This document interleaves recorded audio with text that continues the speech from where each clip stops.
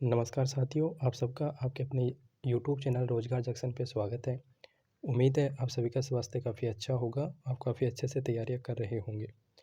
दोस्तों, इस वीडियो में हम जो अभी आपका 4th ग्रेड का एग्ज़ाम हुआ है तो उसका डीवी होना है और डॉक्यूमेंट वेरिफिकेशन से पहले जो है आपका स्क्रूटनी फॉर्म जो है वो भरवाया जाता है। तो उसके बारे में हम यहाँ पे बात करेंगे कि आपका स्क्रूटनी फॉर्म आपको कैसे फ़िल करना है और ये जो फॉर्म है ये इसमें कौन-कौन सी बातों का आपको ध्यान रखना है, क्योंकि दोस्तों ये जो फ़ॉर्म है, ये केवल एक बार सबमिट किया जाता है। अगर आपने सबमिट कर दिया, तो फिर जब आप डॉक्यूमेंट वेरिफ़िकेशन करवाएँगे, तो वहाँ पे इस फ़ॉर्म में दी गई डिटेल्स को ही मैच किया जाता है और अगर वो डिटेल्स मैच नहीं होती हैं, तो फिर उसके लिए बहुत लंबा प्रोसेस होता है और उसमें आपको जॉइनिंग में डिले वगैरह हो सकता है।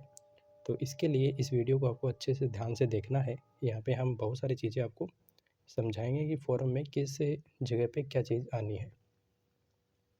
तो अगर ये स्क्रूटनी फ़ॉर्म आपके पास नहीं है, तो ये आप हमारे टेलीग्राम ग्रुप से डाउनलोड कर सकते हैं। हमारा जो टेलीग्राम ग्रुप है, वो रोज़गार जंक्शन ऑफ़िशियल के नाम से आप टेलीग्राम पे मिल जाएगा और यहाँ पे स्क्रूटनी फ़ॉर्म आपको दिया हुआ है या फिर इसका जो लिंक है, वो भी आपको मैं नीचे दे दूँगा डिस्क्रिप्शन में। वहाँ से जॉइन करके भी आप इसको डाउनलोड कर सकते हैं। आपको इस वी जो स्क्रूटनी फ़ोरम है इसमें निर्देश दिए गए हैं, इन निर्देशों को आपको पढ़ना है। तो सबसे पहले तो अपन बात करते हैं कि स्क्रूटनी फ़ोरम होता क्या है। देखिए दोस्तों, जब आपने फ़ॉर्म फिल किया था तो आपने बहुत सारी डिटेल्स दी हैं बोर्ड को। उसके अतिरिक्त भी बहुत सारी डिटेल्स हैं जो कि फ़ॉर्म के अंदर नहीं है। तो बहुत सारी यहाँ पे डिटेल्स जो हैं वो आपसे ऑनलाइन विभाग लेना चाहता है, क्योंकि आपको पता है कि आपका जो डॉक्यूमेंट वेरिफ़िकेशन होता है वो तो आपके ज़िला स्तर पे होता है। जो आपका ज़िला हेडक्वार्टर होता है, वहाँ पे आपका डॉक्यूमेंट वेरिफ़िकेशन होता है। तो जब आप ये स्क्रूटनी फॉर्म भरेंगे, तो इसमें आपको सभी मार्कशीट, आपके जितने भी डॉक्यूमेंट हैं, जो आपके शादी का जो प्रमाण पत्र होता है, मूल निवास, जाति, 10th की मार्कशीट, आपकी नवीनतम पासपोर्ट साइज़ की फ़ोटो, साइन, थंब इम्प्रेशन वगैरह सब इसमें सबमिट करना पड़ता है आपको, सभी चीज़ें। तो ये जो है, ये फिर बोर्ड के पास सुरक्षित रहते हैं और जब आप डॉक्यूमेंट वेरिफ़िकेशन करवाते हैं, तो उस टाइम इन्हीं में से वहाँ पे मैच किया जाता है, क्योंकि उनके पास इसकी हार्ड कॉपी वहाँ पे जाती है और फिर उसी से वो सारी डिटेल्स जो है वो आपके मैच करते हैं। तो ये फ़ॉर्म आपको बहुत ही सावधानी से भरना है और इसमें जितने भी दिशा निर्देश दिए गए हैं, ये आपको पढ़ने हैं। यहाँ पे हम दिशा निर्देश को नहीं पढ़ रहे हैं क्योंकि वीडियो काफ़ी लंबा हो जाएगा। तो यहाँ पे दिशा निर्देश आपके दिए गए हैं, जो भी प्रमाण पत्र वगैरह है वो क्या है, उसकी क्या परिभाषा है, तो ये सारी चीज़ें यहाँ पे दी गई हैं आपको। तो यहाँ से आप इनको देख सकते हैं। अपन करेंगे बात कि इसको फ़ॉर्म को भरना कैसे है। तो ये फ़ॉर्म ऑनलाइन भरा जाता है। ये पहले का ऑफ़लाइन का फ़ॉर्मेट है, लेकिन अभी ये ऑनलाइन कर दिया गया है। तो आपको 100 रुपये का जो ये पोस्टल ऑर्डर वगैरह का ऑप्शन दिख रहा है, तो यहाँ पे आपको इसमें कोई ध्यान नहीं देना है, क्योंकि ये आप जैसे अपन फ़ॉर्म की फ़ीस जमा करवाते हैं ना, वैसे ही ये 100 रुपये की फ़ीस ऑनलाइन जमा हो जाती है। यहाँ पे आपको मतलब आपका एक पासपोर्ट साइज़ का फ़ोटो होगा, वो यहाँ पे एक ऑप्शन आएगा, उसमें आपको फिल करना है। उसके बाद में देखिए, जैसे कि आपका रोल नंबर है, तो रोल नंबर आपको ध्यान से लिखना है यहाँ पे। सॉरी, यहाँ पे आपका जो रोल नंबर है वो आपको डालना है इसके अंदर। आवेदन पत्र क्रमांक, मतलब जो आपका एप्लीकेशन नंबर है वो आपको डालना है। दोस्तों यहाँ पे ध्यान देना, आपको एप्लीकेशन नंबर आपका डालना है, ठीक है। यहाँ पे आपको मेरिट क्रमांक डालना है। पोस्टल ऑर्डर है, इस पे आपको ध्यान नहीं देना क्योंकि ये नहीं डालना। यहाँ पे आपको विज्ञापन का नंबर डालना है। जब भी कोई विज्ञापन जारी होता है, तो या तो आप वेबसाइट से या फिर मैं टेलीग्राम ग्रुप में आपको गाइड करता रहूँगा इन चीज़ों के लिए। तो यहाँ पे आपको उसका विज्ञापन नंबर मैं टेलीग्राम पे आपको दे दूँगा। यहाँ पे आपको पद कोड लिखना है या क्रम संख्या लिखनी है, क्योंकि आपको पता है कि उसमें कई बार ऐसे होता है कि 2-3 भर्तियाँ एक साथ निकलती हैं, तो उसमें आपको क्रम का वो ध्यान रखना पड़ता है। लेकिन यहाँ पे किसी प्रकार का क्रम नहीं है, क्योंकि यही भर्ती है तो एक आ जाएगा। पद का नाम चतुश्रेणी कर्मचारी भर्ती, ठीक है। विभाग का नाम, तो ये किस विभाग में जो है निकाली गई है, उस विभाग का नाम यहाँ पे आपको आ जाएगा। ये भी मैं आपको टेलीग्राम पे बता दूंगा। अब इसके अतिरिक्त यहाँ पे आपको किस वर्ग से आप बिलोंग करते हैं तो उसका लिखना, जैसे कि आप सामान्य से तो यहाँ पे सामान्य लिखना है, ठीक है।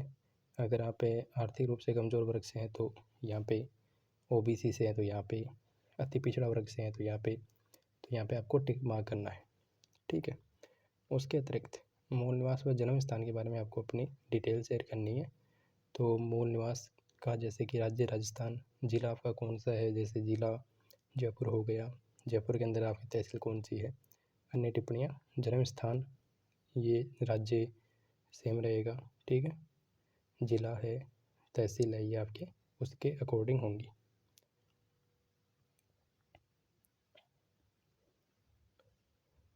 अगर आप महिला हैं तो फिर आपको ये डिटेल्स में फिल करना है कि आप विवाहित हैं कि अविवाहित हैं या विधवा हैं। अगर आप विशेष योग्यजन है, दिव्यांग है, तो आपको यहाँ पे फिल करना है। अगर आप भूतपूर्व सैनिक हैं तो यहाँ पे मतलब जो कॉलम आपको, मतलब जैसे कि आप महिला हैं तो अगर आप अविवाहित हैं तो यहाँ पे आपको लिखना है हाँ, ठीक है।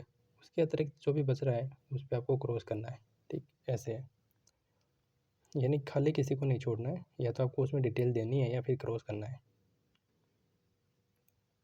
अगर आप राज्य सरकार में कोई कर्मचारी हैं तो यहाँ पे आपको उसकी डिटेल यहाँ पे आपको देनी है। अब आवेदक का नाम, जो भी आपका नाम है वो आ जाएगा, पिता का नाम है वो आ जाएगा, आवेदक की जो जन्म तिथि है वो आ जाएगी। ये सब चीज़ें आप जो है यहाँ पे फिल कर लेंगे। अब विवाह वितरण है तो इसमें जैसे कि पति का क्या नाम है, विवाह की तिथि कितनी थी, स्थान क्या है, पंजीयन संख्या क्या है, जो आपको पंजीयन उसमें क्रमांक होता है, विवाह प्रमाण पत्र जब हम बनाते हैं तो उसमें क्रमांक होता है, पंजीयन का स्थान क्या है, पंजीयन अधिकारी कौन था, मतलब किसने बनाया था, ये सब चीज़ें, ठीक है। जैसे ज़्यादातर जो होता है वो ग्राम विकास अधिकारी बनाते हैं। संतान का विवरण आपको देना है। अगर विवाहित होने की स्थिति में अगर आप अविवाहित हैं तो यहाँ पे आप क्रॉस करेंगे, ठीक है। फिर यहाँ पे आपको कुल संतान लिखनी है, 2002 से पहले कितनी थी, 2002 के बाद में कितनी है। यहाँ पे आपको आपका जो अभी का करंट एड्रेस है वो लिखना है। यहाँ पे आप कहाँ के स्थायी निवासी हो वहाँ लिखना है। जैसे कई बार होता है कि हम मतलब किसी डिस्ट्रिक्ट में रहते हैं पर हम जॉब कर रहे हैं तो हम दूसरी जगह पे हैं, तो वहाँ पे ये दोनों चेंज होते हैं। शैक्षणिक योग्यता, अब यहाँ पे ध्यान देने वाली बात है दोस्तों, कुछ लोग क्या है कि जैसे कि 10वीं पास भर्ती है तो कुछ लोग उसी की डिटेल यहाँ पे डाल देंगे और इसको आगे की जितने भी हैं उनको छोड़ देंगे, लेकिन ऐसा नहीं करना है। आपको सब डिटेल देनी है, जैसे कि आपने 12th कहाँ से किया वो डिटेल देनी है, आपने बीए कहाँ से किया वो डिटेल देनी है, आपने एमए वगैरह या जो पीजी बोलते हैं अपन, पीजी कहाँ से किया वो करना है। डिप्लोमा अगर आपके पास कोई भी है तो वो, ये इसलिए क्योंकि दोस्तों जब आगे प्रमोशन होगा तो यहीं से आपकी डिटेल्स जो है वो अटैच होंगी, और जो आपको विभाग अलॉट किए जाएंगे, जो आपको ऑफिस अलॉट किया जाएगा, वो आपकी इसी योग्यता के आधार पर अलॉट किया जाता है। तो आपको ये सारी डिटेल बननी है जो भी आपके पास है, खाली नहीं छोड़ना है। इंटर्नशिप का कुछ है नहीं, इंटर्नशिप अगर मतलब जैसे कि प्रशिक्षण वगैरह दिए जाते हैं तो ऐसा कुछ इसमें है नहीं, तो यहाँ पे इसमें आपको कुछ नहीं फिल करना है। यहाँ पे ये भी आपका नहीं है क्योंकि ये जैसे नर्सिंग ऑफिसर वगैरह की भर्ती आती है तो उसमें उनके लिए आता है, क्योंकि वो जो जहाँ से नर्सिंग करते हैं तो उनके बारे में उनको डिटेल शेयर करनी पड़ती है। अनुभव प्रमाण पत्र यहाँ पे आपका मांगा नहीं गया था तो यहाँ पे आपको नहीं भरना है। यहाँ पे मतलब आप किसी पद पे कार्यरत हैं तो उसके बारे में डिटेल लिखनी है, तो अगर आप हैं तो ये डिटेल यहाँ पे आपको फिल करनी है। यहाँ पे आपके साइन आ जाएंगे, यहाँ पे स्थान और दिनांक आ जाएगी। अब इसमें ध्यान रखना आपको, जितने भी आपने डॉक्यूमेंट लगाए हैं तो वो लिखनी है कि कितने, जैसे अंक पत्र है मैट्रिक के तो ये आपने कितने लगाए हैं, जारी क्रमांक और दिनांक, ये यहाँ पे आपको फिल करनी है। संख्या कितनी है वो लगानी है, जैसे 1 2 3 ऐसे, ठीक है। तो ये जितने भी हैं जैसे कि आपके है ना, सब कुछ यहाँ पे लगाना है आपका। और ये आपको खाली छोड़ देना है।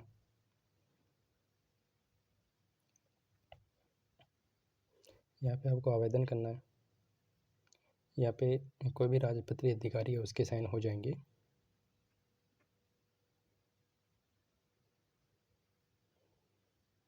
यहाँ पे शैक्षणिक योग्यता से ये चेकलिस्ट है जिसमें आपको यहाँ पे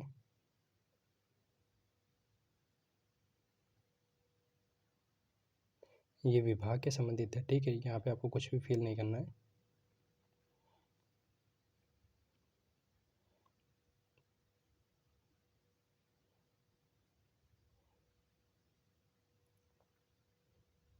और ये जब आपने फॉर्म भर दिया है